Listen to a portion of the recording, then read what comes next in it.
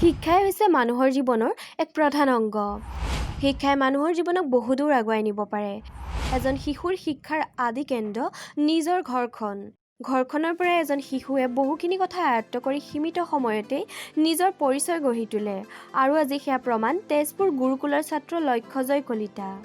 শোণিতপুৰ জিলা কুসুমতলা নিবাসী বিশিষ্ট ব্যক্তি গোলাপ কলিতা, প্ৰয়াত অঞ্জলি কলিতাৰ নাতিনী তথা দেৱজিৎ কলিতা আৰু ইন্দ্ৰাণী কলিতাৰ একমাত্ৰ সুযোগ্য সন্তান লক্ষ্যজয় কলিতাৰ আজি 10 বছৰ জন্মবাৰ্ষিক দিনটোতেই কণমানি শিশুজনৰ জীৱনৰ প্ৰথমখন গ্ৰন্থ উন্মোচন কৰে। Expression of the mind in words উন্মোচক অসমৰ বিশিষ্ট লেখক দিলীপ কুমাৰ ভট্টাচাৰ্য। আজি কুসুমতলাৰ নিজ বাসভৱনতেই সভাকাৰে পিতৃ দেৱজিৎ কলিতাই সকলোকে সম্বোধন কৰি আদৰণি ভাষণ আগবঢ়ায়। আনহাতে জ্যেষ্ঠ সাংবাদিক মিংকু কলিতাই আগধৰা অনুষ্ঠানৰ সভাপতিত্ব কৰে শোণিতপুৰ জিলাৰ বিশিষ্ট ব্যক্তি তথা বিশিষ্ট লেখক সুৰেণ কলিতা।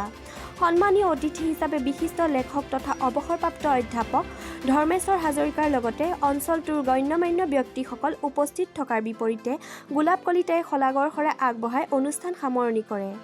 তেজপুৰৰ পৰা মৃন্ময় শইকীয়াৰ প্ৰতিবেদন এলাইভ নিউজ।